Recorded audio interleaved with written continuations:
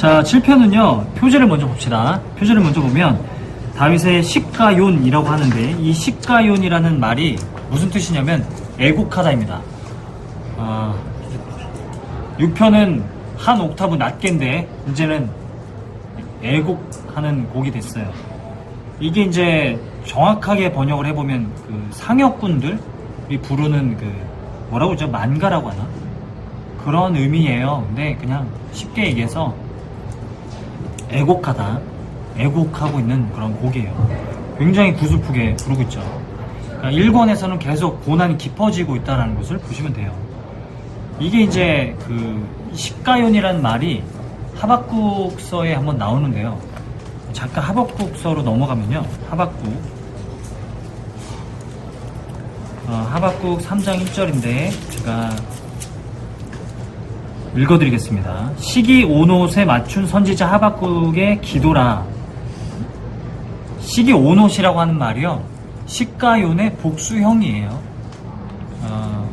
자주 쓰이는 단어였어요. 시가욘이. 그러니까 하박국 3장에서 시기 오롯에 맞춘 선지자 하박국의 기도라 라고 얘기하기 때문에 이 기도가 굉장히 슬픈 기도라는 것을 우리가 알 수가 있죠. 그래서 하박국에서 이제 하박국의 기도는 무엇이냐면, 여호와여, 내가 주께 대한 소문을 듣고 놀랐나이다. 여호와여, 주는 주의 일을 이 수년 내에 부응하게 하옵소서. 수년 내에 나타내시옵소서. 진노 중에라도 긍휼을 잊지 마옵소서. 그러니까 이 노래의 그 어떤 배어있는 감정은 하나님의 진노가 이제 다가오고 있는데, 진노 중에 긍휼을 잊지 말아 주시옵소서. 하박국은 왜 하나님 어떻게 바벨론이라는 나라가 우리나라를 침공할 수가 있습니까? 어떻게 이 악인들이 난리치고 막 이런 세상이 될 수가 있습니까? 어떻게 하나님 살아계시면서 그럴 수가 있습니까? 많은 걸 하나님 앞에 따지는데, 나중에는 이제 하나님의 계획을 갖고 하나님이 공의롭게 다스리신다는 것을 깨닫고 나서 이런 시기오롯에 맞춰서 기도를 하게 되죠.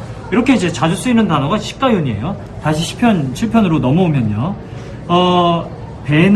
베냐민의 구시의 말을 따라 여호와께 드린 노래라고 얘기하는데, 구시란 사람이 어떤 사람인지 성경에 안 나와요. 일단 안 나와요. 누군지 몰라요. 근데 다윗이 이 구시의 말을 따라 여호와께 드린 노래라고 하잖아요. 그러니까 정확하게 번역을 하니까 이거예요. 구시라는 사람의 말을 듣고 이 노래를 지어서 하나님 앞에 불렀습니다. 구시라는 사람이 도대체 무슨 말을 했는지 모르겠는데, 그 사람의 말을 듣고 와가지고 하나님 앞에 이렇게 탄식하면서 기도하고 있는 내용이에요.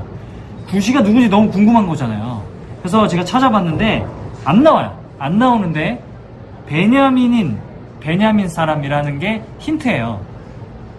다윗은요, 베냐민 사람들에게 굉장히 많은 억압을 받아와요. 고통을 많이 받아와요. 대표적인 베냐민 사람이 누굴까요? 다윗을 괴롭혔던 사울입니다. 사울이 베냐민 사람이기도 하고요. 그리고 이제 시므이라는 사람이 이제 다윗을 굉장히 욕하고 저주하거든요. 그 사람도 베냐민 사람이에요. 베냐민 사람들이 유독 다윗을 많이 괴롭히고 어렵게 했어요. 그런 상황입니다. 이건 좀 정황이 어떤 정황인지 아시겠죠? 어떤 사람의 말을 듣고 자기를 모함하고 자기에 대해서 비방하고 그런 말을 듣고 이제 다윗이 이제 시편을 노래하는 내용입니다. 혹시 여러분 그런 적 있나요? 그러니까 평소에는 남들이 나한테 뭐라고 해도 별로 신경 쓰이지 않았는데, 어떤 한 사람의 어떤 한마디가 콕 꽂혀가지고 그냥 그 한마디로 무너져 버렸던 그런 기억이 있으신가요? 혹시 없어요? 네. 먼저 고개를 질문하기 전에 고개를 들고. 혹시 하영이는 그런 적 없어요? 어떤 사람이 한마디가 콕 나를 결정타를 매겨가지고 나를 무너뜨리는 그런 경우도 있잖아요. 사실 그 사람의 한마디 별게 아닌데. 그런 적 없나요?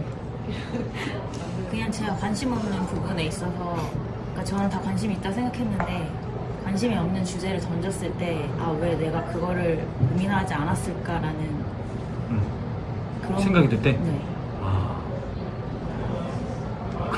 관심 없는 부분에 대해서. 네. 얘기했을 때. 네, 좀 다른가요? 별로 안 궁금한데. 네, 아니, 그냥 왜 평상시에 궁금했어야 되는 그냥 일상적인 문제들이나 고민을 했고 제가 가지고 있어야 될 대답들인데, 안 했다는 게 이제 느껴질 때 찔리죠. 그때 좀 많이 무너진다. 네. 그러니까 내가 가지고 있는 왠지 책임인 것 같은데 책임을 다하지 못하고 있다라는 그런 어투의 말이나 이런 것들이 하영이를 쉽게 무너뜨리는군요. 이 영상을 보시는 분 중에 아니 편집할게. 아무튼 그래요. 그 보면은 꼭 그래요. 우리들은 다 그래요. 평소에는 무슨 말을 해도 다 견뎌요. 막 우리가 대받아치고 네가 더 못생겼잖아 막 이러면 대받아치고 네가 더 뚱뚱해 막 이러면서 대받아치고 막 그러는데 정말 연약해져 있을 때는 별거 아닌 말이 우리를 무너뜨립니다. 하필이면 그 사람이 그때 그 말을 해가지고 그 사람이 정말 평생 다시 볼 수 없는 사람이 될 때도 굉장히 많죠. 굉장히 열받아 있는데 굉장히 막 코로나 때문에 막 예민해 있는데 코로나 아니야 막 한마디 했다가 막 그 사람한테 굉장히 막 미워지고 다시 보기 싫어지고 막 이런 경우도 굉장히 많죠. 그러니까 다윗도 그래요. 결국은 한마디 시므이라는 사람 한마디 저주의 말 듣고 완전히 나가 떨어집니다. 다윗이 계속 잘 버티다가 엘리야도 마찬가지잖아요. 엘리야도 막 바알 선지자들 막 그런 사람들하고 막 싸울 때도 끝도 없었는데 이세벨이 한마디 하자 내가 너 죽일 것이다 한마디 하자 그냥 그 말 듣고 로덴 나무 아래 밑에 가가지고 내가 죽겠다고 하나님 앞에 그렇게 기도하잖아요. 사람은 이제 한마디 때문에 이제 무너져요. 근데 지금 다윗의 상황이 그런 상황이에요. 누군가의 한마디가 내 마음에 깊은 비수처럼 찔려서 무너져 있는 상황이라는 거예요. 그런데 다윗이 그런 고비를 어떻게 헤쳐가는지를 우리가 봅시다. 자, 1절을 보면요. 여호와여, 여호와 내 하나님이여. 여호와 하나님 두 개가 나왔어요. 이건 뭘 가리킬까요? 여호와는 인격적인 하나님, 하나님은 전지전능하신 하나님. 여호와 내 하나님이여. 이걸 통해서 어떤 감정을 좀 표현하고 묘사하고 있는 걸까요? 그냥 직감적으로 봤을 때 극한 너무 간절하게 하나님 제발 막 그러니까 제 아들이 막 제 이름을 부르면서 또 아버지라고 좀 다른 거? 이순행 아버지라고 부르는 거와 좀 다르겠지만 아무튼 너무 간절하게 찾는 그런 상황이에요. 내가 주께 피하오니 나를 쫓아오는 모든 자들에게서 나를 구원하여 내소서라고 얘기하고 있죠. 내가 주께 피하였습니다. 지금 주께 피했습니다라고 말하는 게 어디로 피했다는 걸까요? 하나님 보이시지 않는데 도대체 어디로 피해놓고 피했다고 얘기하는 걸까요? 어디로 피했다는 걸까요? 주께 피했다라는 게. 이 말이 담고 있는 의미가 뭘까요? 그냥 주께 피했습니다. 나를 지금 사람들이 쫓아오고 있습니다. 하나님께 문제를 구합니다. 그렇죠. 하나님의 임재를 좀 구하고 하나님 앞에 기도로 나아가고 있는 것을 이렇게 묘사하는 거죠. 내가 주께 피합니다. 이 한 문장 안에 이제 우리가 고난을 어떻게 헤쳐가야 되는지에 대해서 많이 이야기하고 설명하고 있다고 생각을 합니다. 내가 주께 피하오니 나를 쫓아오는 모든 자들에게서 나를 구원하여 내소서. 하나님이 방패였는데 이제는 뭐가 돼 있어요? 피난처가 되시죠. 그리고 도피성 아세요? 도피성이 되어 계시죠. 도피성이 뭐예요? 무지 중에 죄를 지은 자가 도망가는 거죠. 억울한 그런 심정을 갖고 있는 사람들이 도망가서 도피성 안에 들어가면 어떻게 돼요? 아무도 그를 죽이지 못하죠. 그 도피성 같은 그런 존재가 되어버려져 있죠. 하나님에 대한 이미지도 처음엔 방패였는데 도피성이 되어져 있고 그리고 커다란 산성이 되어져 있고 힘의 근원이 되어져 있고 점점 시편에서 하나님이 어떻게 묘사되어지는지를 우리가 추적해 가보는 것도 시편을 읽는 방법 중에 하나입니다. 자, 나를 쫓아오는 모든 자들에게서 나를 구원하여 내소서라고 이야기를 하고 있어요. 그래서 2절에 보면 건져낼 자가 없으면 그들이 사자같이 나를 찢고 뜯을까 하나이다. 지금 이 정도로 굉장히 쫓기는 심정이라는 것을 이야기하고 있다라는 거예요. 그렇게 이제 보시면 될 것 같습니다. 자, 그 다음에 이제 1절, 2절은 하나님 하나님께 피했으니 나를 도와주소서라고 이야기하고 있는 상황이죠. 그 다음에 3절을 보면 여호와 내 하나님이여 또 나와요. 이렇게 또 나오는 것은 간절함을 표현하고 있다. 내가 이런 일을 행하였거나 이런 일이 뭘까요? 그 다음에 나오는 내용들입니다. 앞에서 찾을 수 없고 뒤에서 찾을 수 있어요. 그러니까 어떤 것들이 있냐면 예를 들어서 내 손에 죄악이 있거나 내 손에 죄악이 있다는 건 어떤 뜻일까요? 내 손에 죄악이 있다. 손에 죄악이 있다. 살인, 그렇죠. 폭력을 행하거나 피를 묻히거나 이런 것들을 가리키는 거겠죠. 그리고 화친한 자를 악으로 갖거나 화친한 자가 뭘까요? 평화를 약속한 자에게 배반을 하거나 그런 적이 있거나 또 내 대적에게 까닭없이 빼앗았거든. 강탈을 하거나 도둑질을 하거나 강도질을 했거나 이런 일이 내가 있었거든. 5절 원수가 나의 영혼을 쫓아잡아 내 생명을 땅에 짓밟게 하고 내 영광을 먼지 속에 살게 하소서. 셀라 이렇게 돼 있죠. 그러니까 만약에 내가 죄가 있거든 하나님 내가 저 원수들에게 그냥 죽게 해달라고 이야기하고 있죠. 이걸 통해서 지금 무엇을 호소하는 겁니까? 나는 죄가 없다라는 것을 호소하고 있는 그런 상황이라는 거예요. 지금 이 정도로 지금 너무 억울한 상황 가운데 있다라는 거죠. 그래서 보시면 5절에 보면요, 나의 영혼, 내 생명, 이게 이제 다 평행법으로 이어져 있고, 땅의 먼지 속에 평행법, 내 생명, 내 영광, 내 영광이 뭘까 궁금하신 분들은 평행법이 쓰여져 있다는 것을 보면 생명을 가리키는 거구나 라는 것을 알 수가 있죠. 그렇죠? 이렇게 이제 해석을 해 가는 겁니다. 그래서 자신의 무죄를 호소하고 있고 무고함을 이제 호소하고 있는 내용이라고 볼 수가 있겠어요. 그러니까 다윗은 지금 자기의 억울함을 하나님 앞에 이제 호소하고 있는데, 우리가 중요한 건 무엇이냐면 7편을 통해서 우리가 배워야 될 것, 이 억울함을 다윗은 잘 해석하고 해결하고 있다는 거예요. 제가 이따가도 다시 설명을 드리겠지만 이 억울함을 우리는 잘 해결하지 못해요. 그래서 어떻게 되죠? 우리가 알고 있는 사실들을 우리는 왜곡해요. 억울함 때문에. 그래서 괜한 사람이 미워요. 괜한 사람을 정죄해요. 억울함이 있으면 어떻게 되냐면 이런 거예요. 괜히 다른 사람이 나에게 선하게 말하는데도 죄도 없어요. 왜냐면 내 안에 억울함이 있거든. 이 억울함이 우리의 감정이나 지식과 이런 것들을 많이 왜곡시킨다는 걸 우리가 알 수가 있죠. 그런데 다윗은 어떻게 이 억울함을 하나님 앞에 제대로 해결하고 있습니다. 이게 7편을 통해서 우리가 배울 수 있는 메시지라고 생각을 해요. 그리고 또 이 억울함을 해결하지 못했을 때 나타나는 이 증상들이 뭘까요? 수경이 억울함을 해결하지 못했을 때, 억울함이 너무 막 머리끝까지 억울함으로 가득 찼을 때, 그때 나타나는 증상이 뭘까요? 몰라요? 눈물. 그쵸, 눈물. 너무 억울할 때, 너무 억울할 때 어떻게 될까요? 분노. 그 분노가 누구를 향합니까? 하나님을 향하죠. 그쵸, 결국 하나님을 향하죠. 이 억울함이라는 게 참 이게 무서워요. 억울함이라는 게. 사실 우리가 억울할 이유가 하나도 없는 거거든요. 내가 당당하면. 근데 억울함이 생기는 게 문제예요. 이게 문제라는 거예요. 괜히 억울해. 처음에는 내가 잘못해도, 내가 죄를 지었어. 내가 뭐 잘못을 했어. 아내에게 퉁명스럽게 대답을 했어. 쳐다보지도 않고. 제가 자주 하고 있는 잘못인데. 처음에는 내가 잘못했다. 아내가 저렇게 화를 낼 만하다. 막 이렇게 생각을 하는데, 뭐 화장실 청소하라고 그랬는데 막 청소 대충 하고. 진짜 이거는 딴 얘기인데, 가끔 이제 카페트를 털어달라고 그래요. 근데 카페트가 엄청 무거워요. 그렇게 무겁지 않아요? 야, 오버해. 근데 막 그걸 들고 가가지고 막 그걸 털어요. 터는데 얼마나 힘들겠어요. 아무튼 털어요. 터는데 이게 너무 힘드니까, 그리고 별로 먼지가 안 보여. 그래서 그냥 2번 이렇게 털고, 그것도 엄청 힘들었어요. 그리고 이제 들어와서 이제 카페트 다 털었다고 했는데 제대로 안 털었잖아 막 이러는 거예요. 그래서 제대로 털었어. 엄청 팡팡 털었어. 막 그랬더니 다 지켜보고 있었어. 그 현관문에 그 뭐죠? 그걸로 보고 썼다는 거예요. 내가. 그래가지고 처음에는 감정 뭐예요? 잘못했다. 거짓말했고 내가 너무 비열했다. 그래서 그래, 미안해. 그리고 이제 들어가서 양치질 하는데 뭐가 올라와요? 억울해요.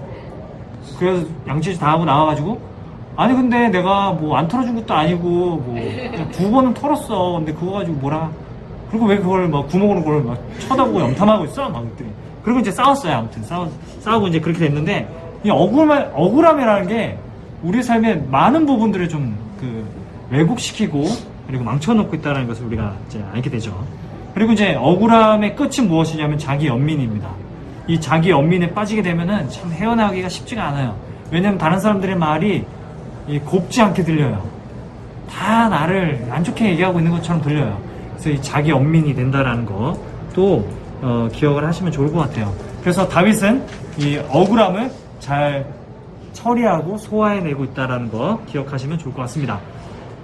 자, 그래서 6절을 보면 여호와여 진노로 일어나사 내 대적들의 노를 막으시며, 이 표현이 직역을 하면 좀 멋있어요.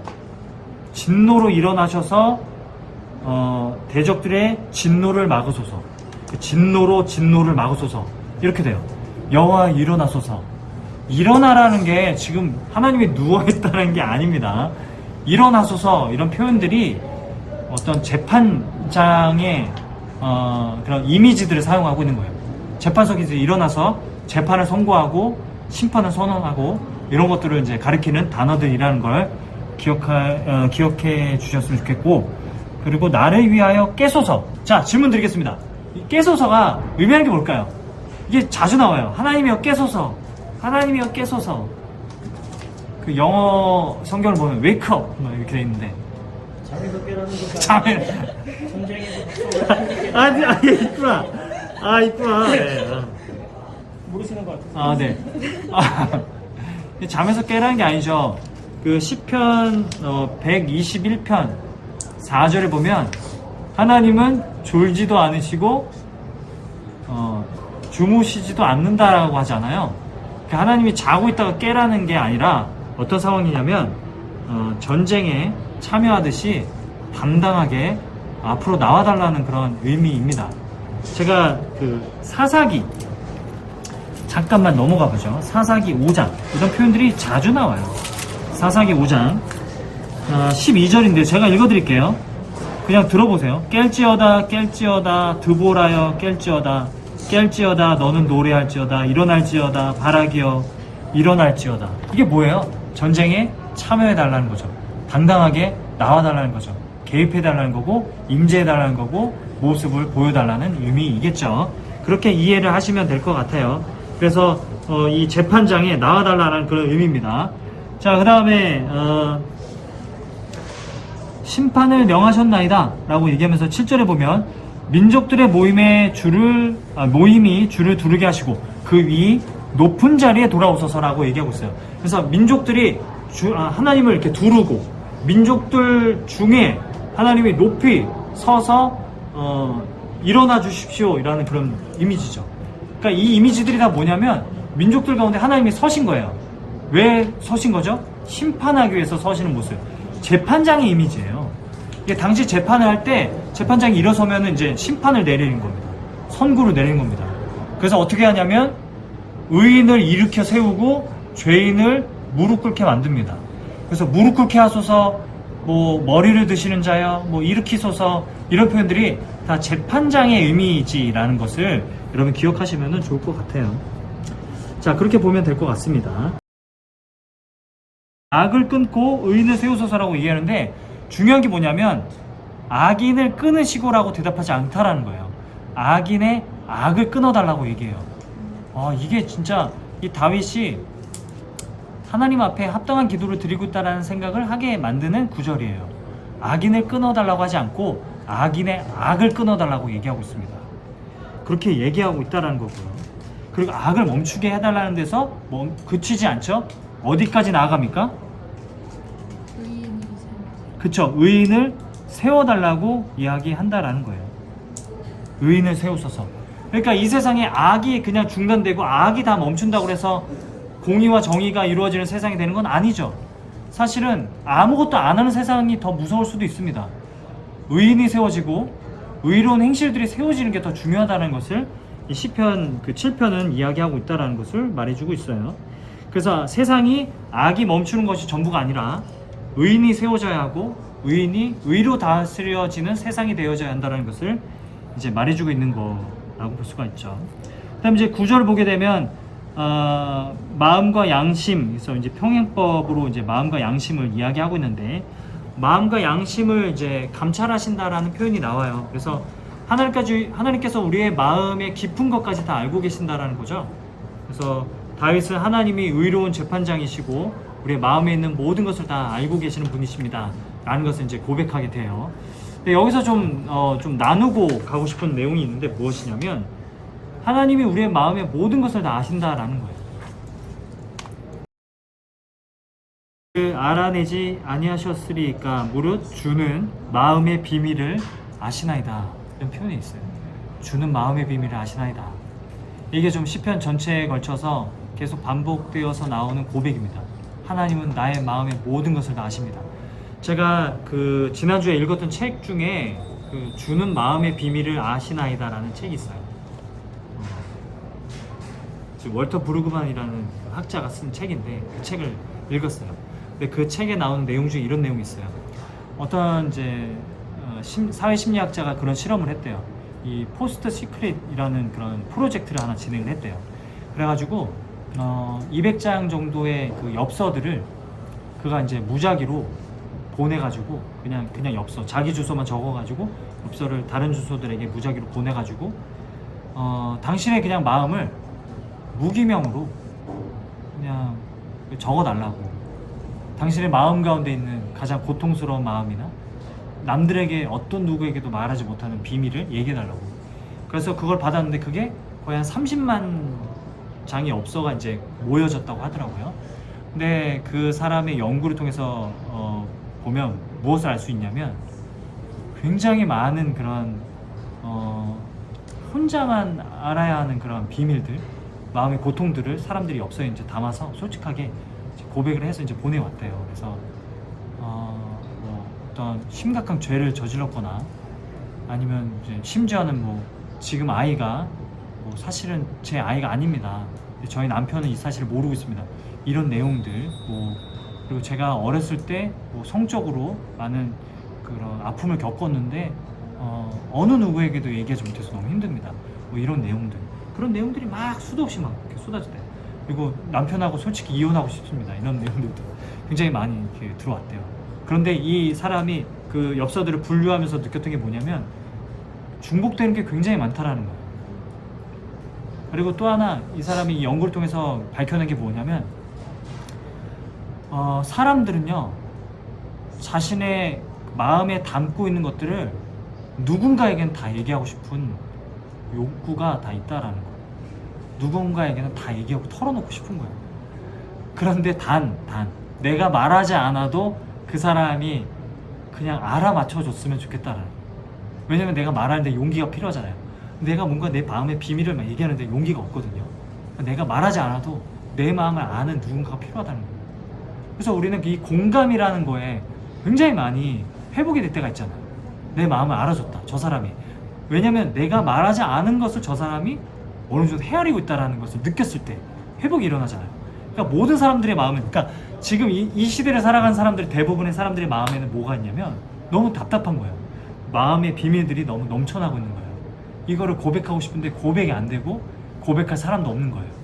그래서 그 월터 브루그만이라는 사람이 말하는 바가 뭐냐면, 그래서 하나님께 나아가라.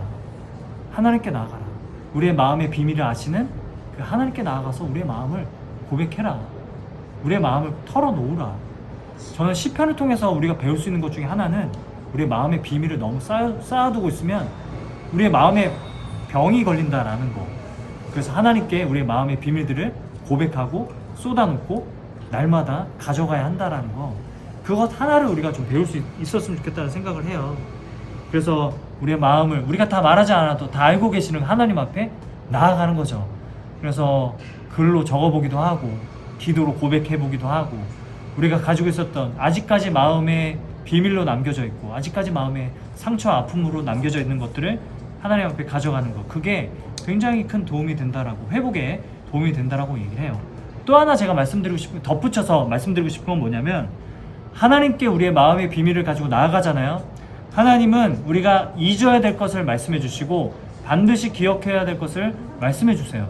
잊어야 될 것은 완전히 잊게 해주시고 기억해야 될 것은 완전히 붙잡게 해주셔서 우리를 가장 최선의, 지금 상태에서 가장 최선의 상태로 이끌어주시고 회복해 주시는 분이시라는 것을 우리가 기억할 수 있었으면 좋겠습니다. 그래서 이번 시편 묵상을 통해서 우리의 마음들을 우리 묵상 노트에는 다 적지 못하더라도, 우리가 다 나누지 못하더라도 마음껏 많이 하나님 앞에 가져가서 고백할 수 있었으면 좋겠고, 고백하는 가운데 우리의 마음을 헤아려 주시는, 감찰해 주시는 그 하나님을 만나는 역사가 있었으면 좋겠다는 생각을 하게 돼요. 그래서 시편을 통해서 여러분의 마음의 상처와 아픔들이 회복되어졌으면 좋겠다라는 생각을 하게 됩니다. 그리고 또한 우리 교회는 서로 공감해 주려고 노력해야 한다는 생각을 다시 한번 하게 돼요. 공감해 주려고 노력해야 합니다. 정말 우리 리더들 중에는 공감을 너무너무 잘하는 분들이 너무 많잖아요. 여기 앉아 계신 분들 다 공감 잘하거든요. 그 뒤에 하나님은 어떻게 표현해요? 분노하시는 분. 분노와 하나님의 의를 연결시키는 것을 우리가 볼 수가 있어요. 분노와 하나님의 의를 연결시키는 이유는 뭘까요? 이걸 통해서 말하고자 하는, 전달하고자 하는 의미는 뭘까요? 의와 분노를 같이 묶어서 연결시켜서 전달하고 있습니다. 분노와 의. 이걸 통해서 말하고자 하는 건 뭘까요? 하나님은 네? 공의로우신 분이시라는 거죠. 하나님의 공의는요, 특별히 악인들을 심판하시는데 강조점이 있는 거죠. 그러니까 하나님은 악인을, 그리고 우리 죄를, 모든 세상의 죄를 반드시 심판하셔야만 하는 하나님이라는 것을 이제 말해주고 있다는 거예요. 그게 공의예요. 그래서 십자가가 세워져야 했던 거예요. 골고다 언덕에 십자가가 세워지고 당신의 아들이 그 십자가에 달려 죽으셔야만 했던 겁니다. 그게 하나님이에요. 하나님을 가장 잘 보여주는 모습이 십자가라는 거예요. 자, 그리고 이제 12절 보면은 칼, 활, 불, 화살, 죽일 도구, 이게 뭐예요? 점층법이죠. 점점 하나님이 보복하시는 하나님에 대해서 묘사하고 있는 거죠. 활, 그것도 모자라서 불, 화살, 칼, 멀리 쏴서 멀리 있는 사람도 맞출 수 있는 활, 그리고 죽일 도구, 그 다음에 불, 화살, 이렇게 이제 점층법을 사용하는 것을 볼 수가 있어요. 그 다음에 14절 보면 이제 악인이 죄악을 낳으며 재앙을 베어 거짓을 낳았도다라고 얘기하죠. 악인이 죄악을 낳고요, 죄악을 품어서 뭘 낳죠? 거짓을 낳죠. 이렇게 잉태를 한다라는 그런 이미지를 사용하고 있어요. 악인은 결국 그 죄를 품고 있기 때문에 이제 거짓을 낳고, 그리고 많은 죄악들을 더 낳게 된다라는 것을 이야기하고 있어요. 그런데 이 죄인들이 어떻게 됩니까? 15절에 보면 그가 웅덩이를 파 만들며 제가 만든 함정에 빠졌도다. 내가 한 거짓말은요, 부메랑처럼 돌아오고, 내가 다른 사람들에게 정죄했던 말은 부메랑처럼 언젠가는 내 인생에 언젠가는 돌아오고, 내가 했던 비판의 화살들은 다 언젠가는 나에게 돌아온다라고 얘기하는 거죠.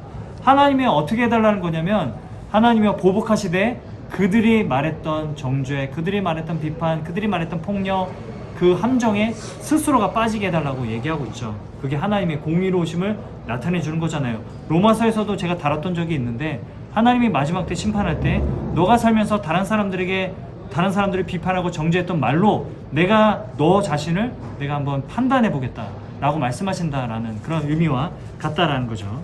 그렇게 이제 돌아오게 돼요. 부메랑이에요. 그 제가 이제 얼마 전에 오래된 일이죠. 그 엘리자베스 홈즈라는 사람이 있어요. 그 제약회사가 아니라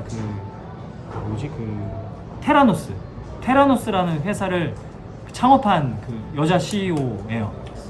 그 시대의 이제 사기꾼으로 이제 어떤 시약 키트를 만들었는데, 피 한 방울만 묻히면 이제 250가지의 질병을 확인할 수 있다. 그런 키트를 내가 발명했다. 그래서 몇 사람 안 되는 그런 인원들 데리고 회사를 이제 창업을 했어요. 그래서 그 7억 원인가 이제 후원을 받아가지고 회사를 이제 운영을 하고 있는 여자 CEO였는데, 그 여자 CEO가 이제 사기 혐의로 이제 구속이 됐죠. 근데 그 여자 CEO가 이제 그 홈즈가 이제 했던 그런 모습들을 보면요, 그 스티브 잡스 흉내를 되게 많이 냈다고 해요. 그래서 항상 이제 그 검은 이제 터틀넥만 입고 다니고, 키트 뽑을 때도 주머니에서 꺼내고 막 그런 것들을 막 따라하고 했다고 해요. 그런데 많은 사람들이 그 사람을 만날 때 자세한 얘기는 묻지 않아도 굉장히 신뢰가고 해서 많이 속아 넘어갔다고 그렇게 이해하는 것이 있었어요. 그래서 결국은 이제 모든 것이 다 거짓으로 탄로가 났죠. 자기가 파놓은 함정에 자기가 빠지는 그런 결과를 초래하게 됐다라는 것을 이제 뉴스를 통해서 이제 본 적이 있는데, 결국 모든 거짓은 이제 그렇게 돌아오게 된다라는 거예요. 16절을 보면은 재앙은 자기 머리로, 포악은 자기 정수리로 돌아오게 된다라는 거예요. 머리 중에서 정수리는 어디입니까? 정수리는 어디예요? 가장 가운데죠. 정수리는 이제 머리 중에서도 가장 다치면 안 되는 곳이죠. 가장 연약한 곳이죠. 뼈 중에서 가장 얇은 곳이라고 하잖아요. 그러니까 정수리로 돌아온다는 것은 이 점층법이죠. 치명타를 입게 된다라는 거죠. 17절 보면 이제 그의 의를 따라 감사하며, 그래서 여기 보면요, 이제 드디어 뭐가 생겨나죠? 저자의 심경이 변화가 일어나죠. 그래서 결국은 어떻게 끝납니까? 처음에는 내가 죄가 있다면 내가 저들에게 줄 게 없어서라고 그렇게 호소하던 자였는데 17절에 보면 내가 여호와께 그의 의를 따라 감사하며 더 이상 나의 의를 찾지 않고 여호와의 의를 찾게 되죠. 지존하신 여호와의 이름을 찬양하리로다 라고 얘기하고 있죠.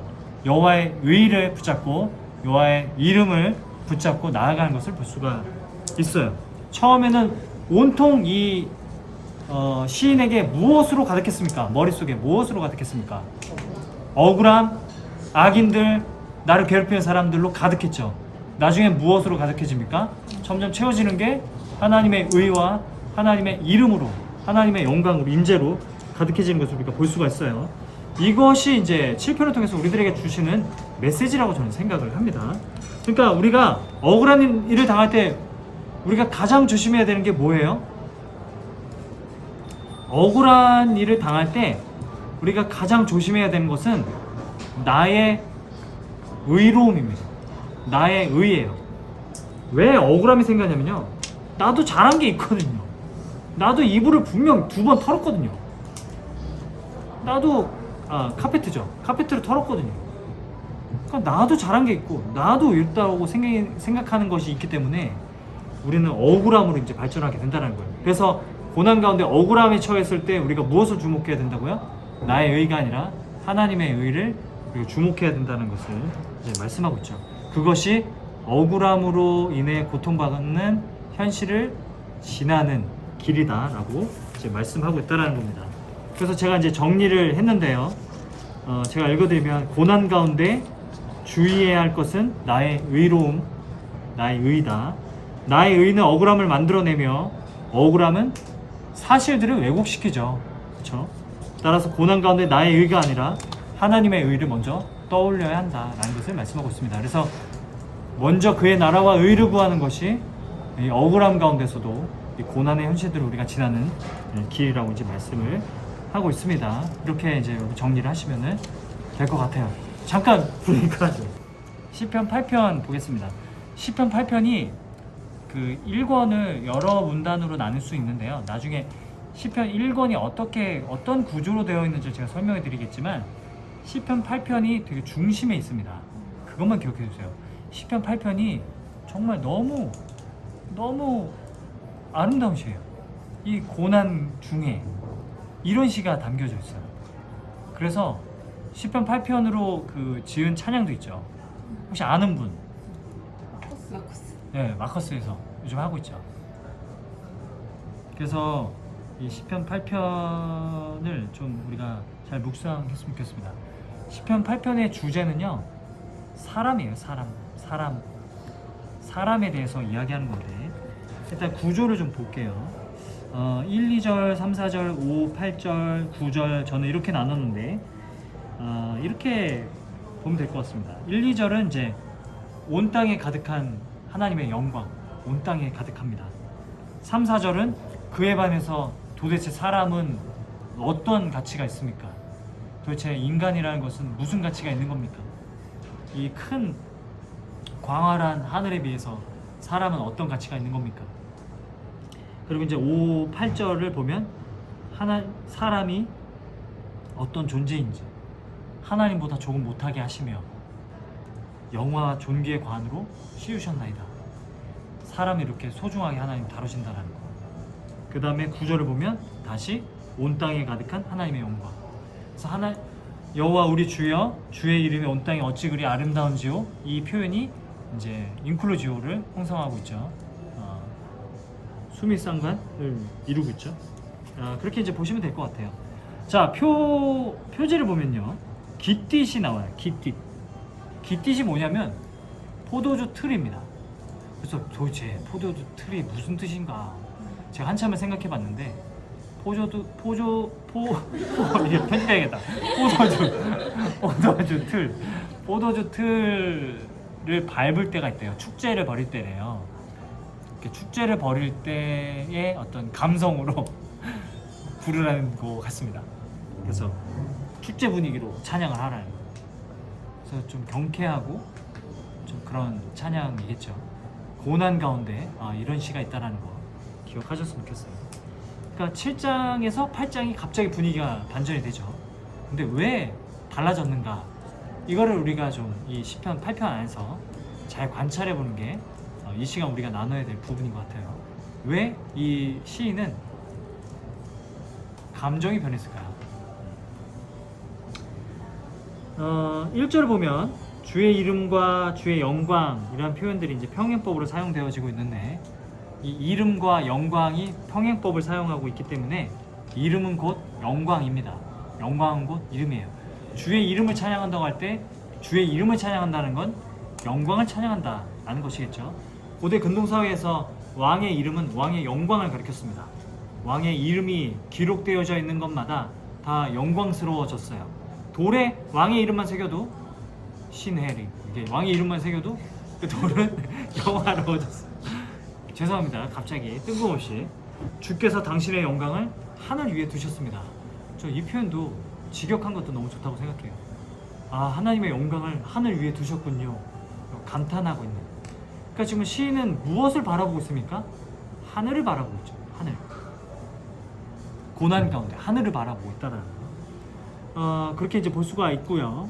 이제 2절을 보면 주의 대적으로 말미암아 어린 아이들과 젖먹이들의 입으로 권능을 세우셨으며, 이렇게 이제 나오고 있는데, 이 표현을 통해서 말하고자 하는 것이 무엇일까? 대조되는 게 있죠. 어린 아이들, 그리고 누구예요? 악인들, 주의 대적들, 그리고 어린 아이들, 이렇게 대조가 되고 있어요. 왜 대조를 하는 걸까? 이걸 2절을 통해서 말하고자 하는 것은 무엇일까? 2절을 통해서 말하고자 하는 것은 이 권능을 세우신다라는 것이 있다고 생각해요. 악인들은 무엇으로 권능을 세우려고 합니까? 힘으로. 이 세상은 힘의 논리가 다스립니다. 결국 힘의 논리로 돌아가요. 아무리 좋은 이데올로기를 가져오지만 결국 힘의 논리로 돌아가죠. 상대주의. 근데 상대주의라고 해놓고 힘이 있는 자들이 다 모든 자기의 주장들이 진리라고 주장하는 세상 가운데 살아가고 있죠. 모든 건 결국 다 힘의 논리로 살아갑니다. 자본주의도 문제는 뭐예요? 힘의 논리가 작용되어지고 있다는 게 문제죠. 그렇죠? 모든 것이 그래요. 힘의 논리로 권능을 세우려고 하지만 하나님은 어떻게 권능을 세우시냐면 어린 아이들의 입으로 권능을 세우시는 분이라는 것을 이제 설명해줘요. 어린 아이들의 입, 어린 아이들의 말이겠죠. 어린 아이들의 옹알이 같은 그런 말들, 하나님의 영광을 인정하는 그런 아이들의 말들, 하나님의 영광을 인정하는 사람들의 말들을 통해서 하나님은 권능을 세워가신다라는 것을 이야기하고 있죠. 그렇죠? 그러니까 시인은 지금 하늘을 바라보니, 하늘의 엄청난 영광을 바라보니 하나님은 이 젖먹이들의 입으로도 충분히 권능을 세우실 수 있는 분이시라는 것을 이 시인이 이제 깨닫게 된다라는 겁니다. 그래서 3절을 보세요. 3절을 보면 주의 손가락으로 만드신 주의 하늘과 주께서 베풀어 두신 달과 별들을 내가 보오니, 그러니까 마치 하늘이 하나님의 손가락으로 하늘을 그리신 것 같다라고 표현하고 있는 거예요. 손가락으로 이렇게 문질러서 하늘을 만드신 것 같다. 그리고 달과 별들을 그러니까 베풀어 두신데 무슨 뜻이냐면 걸어 두신 이런 표현이더라고요. 그래서 하나님께서 달과 별들을 걸어 두셨다라고 얘기하고 있어요. 액자를 걸어 두신 것처럼 이렇게 걸어 두셨다. 하나님이 손가락으로 하늘을 창조하시고 달과 별들을 걸어 두셨습니다. 그렇게 이제 표현하고 있는 거예요.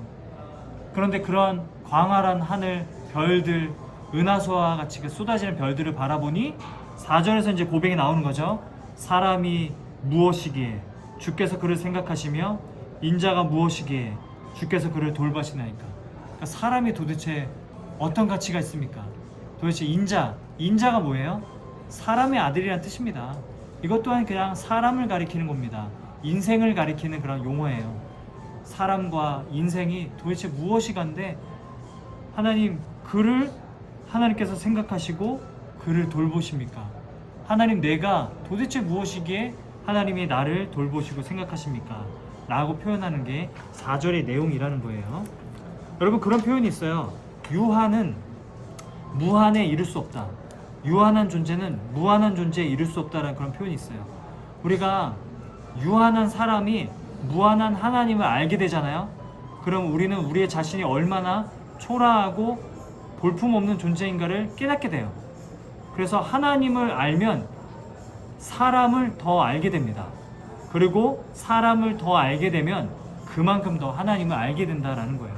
이게 존 칼빈이 얘기한 말인데, 우리는 하나님을 알게 되면 우리 자신을 알게 되고, 우리 자신을 더 알면 알수록 하나님을 더 알게 된다라는 거죠.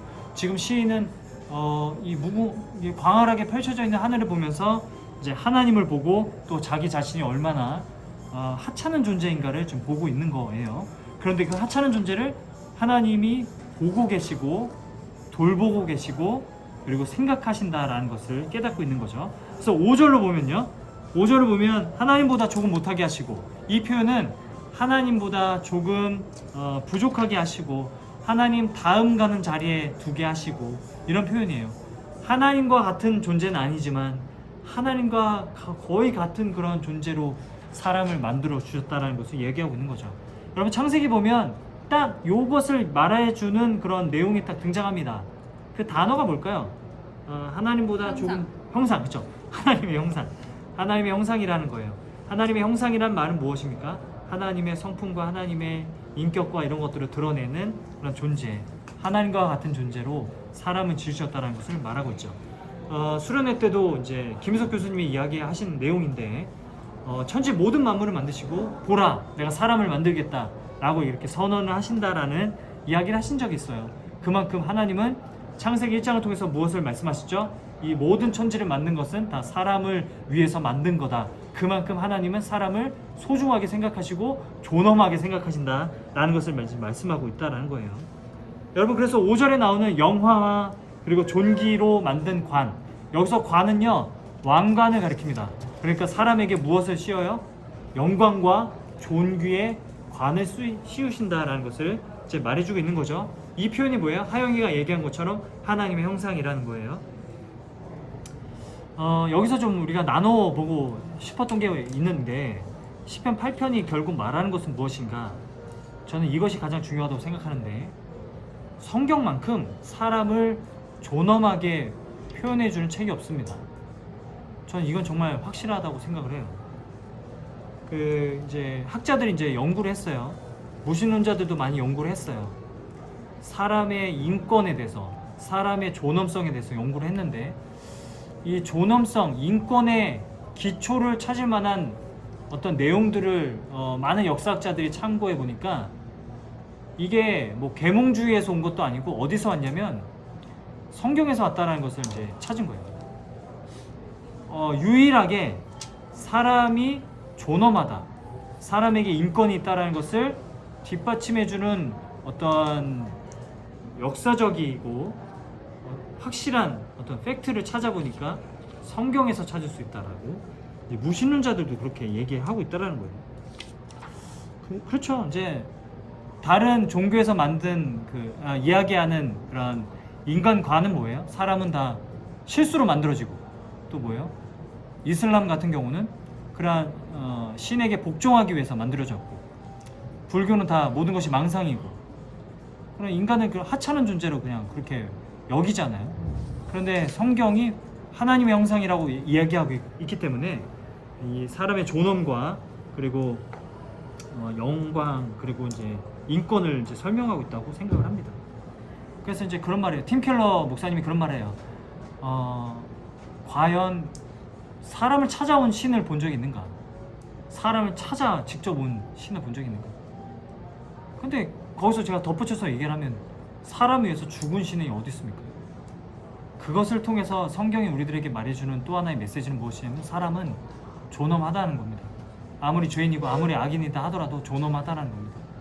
그것을 말해주는 것이 시편 8편의 내용이라고 생각을 해요. 그래서 이제 6절을 보면은 주의 손으로 만드신 것, 평행법을 사용하고 있어요. 만물이죠. 다스리고 발 아래 두셨다. 발 아래 두셨다는 게 무슨 표현이에요? 다스린다 라고 볼 수가 있습니다. 이게 다 어떤 것을 표현해 주는 거예요? 하나님의 형상이죠. 하나님의 형상으로 우리를 만드셨다는 것을 이야기해 주는 거예요. 그래서 8장 7절을 보면 곧이라고 얘기하면서 만물을 좀 소개하는데, 이렇게 분류를 하고 있습니다. 소, 양이잖아요. 여기서 이제 그 직역을 해보면 소는 큰 가축을 가리킵니다. 이게 레위기에서도 이제 이런 단어들 때문에 헷갈리는데요. 소는 큰 가축이고 그러면 양은 뭘까요? 작은 가축이에요. 그래서 여기에 들짐승이 붙는 거예요. 그러니까 가축들, 큰 가축, 작은 가축, 그리고 야생 짐승 이렇게 분류를 하고 있는 겁니다. 이 세 가지가 뭐예요? 땅에 사는 짐승들. 그리고 8절에 보면 공중의 새, 이건 하늘이죠. 바다의 물고기, 이건 바다죠. 바다 길에 다니는 것, 이거 뭘까요? 창세기 1장에 보면은 바다 밑에 큰 물고기들, 큰 존재, 용, 뭐 이런 존재, 뭐 타닌이라고 하는, 히브리어 타닌이라고 하는 큰 용과 같은 그런 존재들에 대해서도 언급하고 있는데 그런 존재들이 아닐까 싶습니다. 그래서 이러한 것들을 하나님이 다스리게 하신다는 것을 얘기하고 있는 거죠. 그래서 이제 시편 8편 그 다음에 9절에 보면 여호와 우리 주여 주의 이름이 온 땅에 어찌 그리 아름다운지요 라고 이야기하고 있습니다. 그래서 이제 시편 8편이 말하는 게 뭐예요? 결국 고난 가운데 하나님이 창조하신 세상을 바라볼 수 있어야 한다라는 것을 말씀하시는 것 같아요. 그러니까 하나님은 사람을 이 세상을 다스리는 그런 존재로 만드셨기 때문에 하나님은 사람을 이렇게 존귀하게 여기고 계시다라는 것을 이제 말씀하고 있다는 거죠. 제가 좀 이 시편 8편을 묵상하면서 생각했던 건 무엇이냐면 지금 우리가 살아가는 이 시대는요 인권에 굉장히 중시해요. 인권, 사람의 존엄성, 인권 이걸 중시하는데 인권이 중요하다.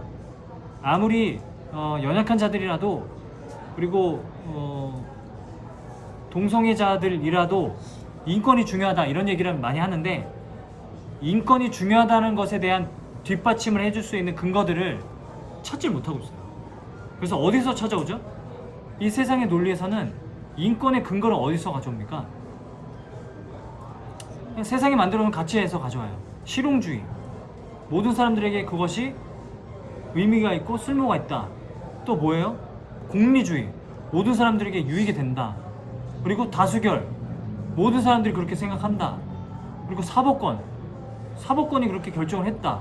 이런 것에서 인권의 그 근거들을 가져오잖아요. 다른 것이 있습니까? 없다라는 거예요. 그러니까 인권이 여러분 힘이 있으려면요, 인권 자체가 그 온전히 존재할 수 있어야 되는데 인권 자체가 온전히 존재할 수 있다는 것을 근거를 제공해 주는 것이 저는 하나님 말씀이라고 생각을 합니다. 그래서 오히려 이 시대는 복음을 찾고 있다, 복음을 기다리고 있다라고 말씀을 드리고 싶어요. 그러니까 인권을 이렇게 애타게 찾고 인권을 이렇게 중요시 여기고 인권에 대해서 주장하고 인권을 서로 회복시켜 주려고 하는 이 시대 가운데 가장 필요한 것은 모든 사람들은 하나님의 형상이라는 복음이 필요하다고 저는 생각을 합니다. 그래서 우리가 좀 이 시편 8편을 통해서는 사람을 이렇게 소중하게 여기시고 사람을 찾아오시고 또 사람을 위해서 대신 십자가에 죽으신 그 하나님을 좀 묵상할 수 있는 그런 시간이 될 수 있었으면 좋겠습니다. 그래서 제가 정리를 했는데 성경은 신이 사람이 되셨다고 말하며 신이 사람들을 위해 대신 죽으셨다고 말한다. 이토록 사람을 사랑하는 신을 들어본 적이 있는가? 이것이 시편 8편이 우리들에게 전하는 메시지인 것 같아요.